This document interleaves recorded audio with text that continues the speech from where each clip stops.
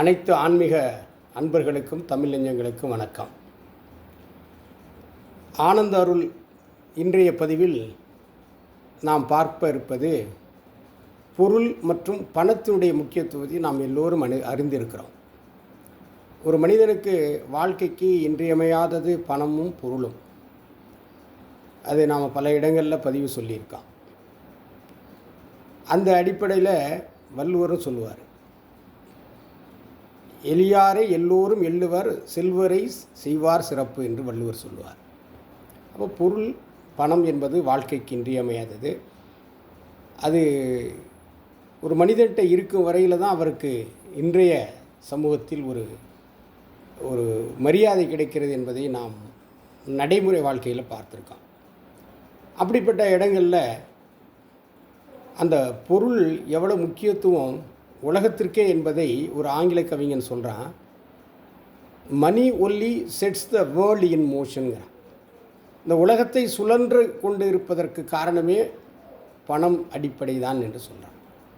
அப்படிப்பட்ட ஒரு பணம் ஒரு மனிதர்கிட்ட இருந்து திருட்டு போயிடுது, அல்லது ஒரு வியாபாரத்தில் அவர் நஷ்டம் அடைஞ்சிட்றாரு, இல்லை அந்த பொருளை ஏதோ ஒரு வகையில் தொலைந்து போயிடுகிறது. இப்படிப்பட்ட நிலையில் அந்த வாழ்க்கை எந்த நிலைக்கு ஆகும் என்பதை நாம் பார்த்துருக்கோம். இப்போ பொருள் இழந்துட்டாலே அந்த மனிதனுடைய தன்னம்பிக்கை போயிடுது, அவனுடைய வாழ்க்கை போயிடுது. அப்படிப்பட்ட திருடு போன பொருள்கள் எவ்வளவு சிரமத்துக்கு உள்ளாவாங்க அந்த குடும்பம். அதே போல் பொருள் வியாபாரத்தில் நஷ்டம் ஏற்படுது. அப்போ வியாபாரத்தை தொடர்ந்து செயல்படுத்த முடியாத ஒரு நிலைமை வந்துடும், வறுமை வந்துடும்.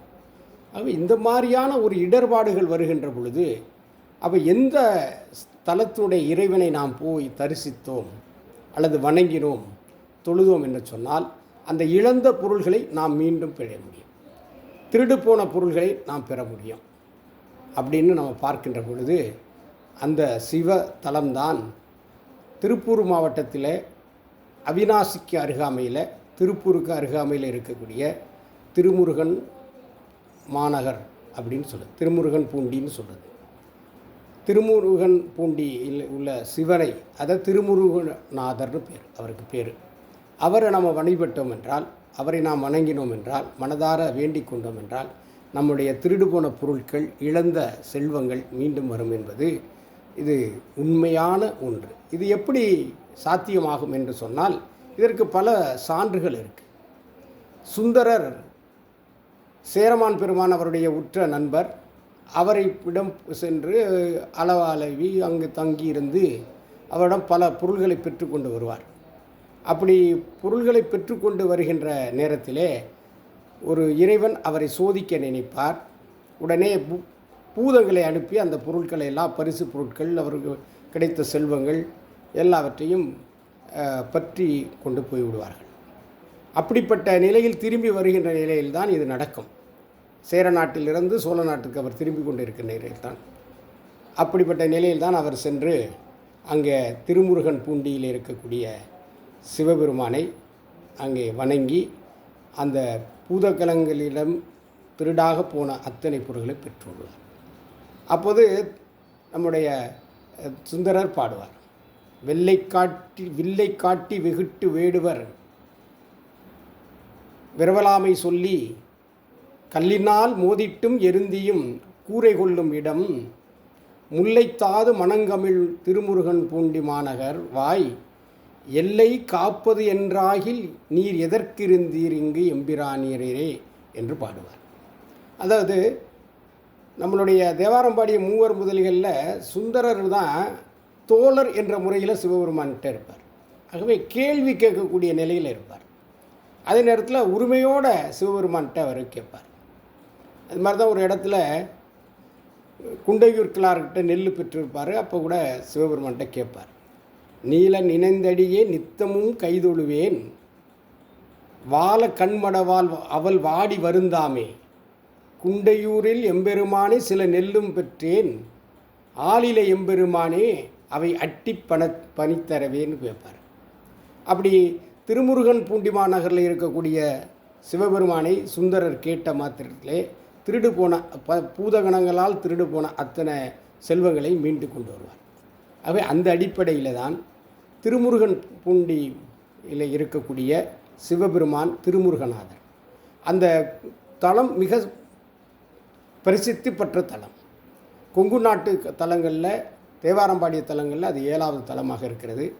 அந்த தலத்தை சென்று நாம் உருகி மனதார வேண்டிக் கொண்டால் திருடு போன பொருள்கள் திரும்ப வந்துவிடும், இழந்த செல்வங்களை பெற முடியும், வியாபாரத்தில் ஏற்பட்ட நஷ்டத்தை நாம் சரி செய்ய முடியும். அதோடு அல்லாமல் மனநோயால் பாதிக்கப்பட்டவர்களும் அங்கே சென்று நிவர்த்தி அடையலாம்.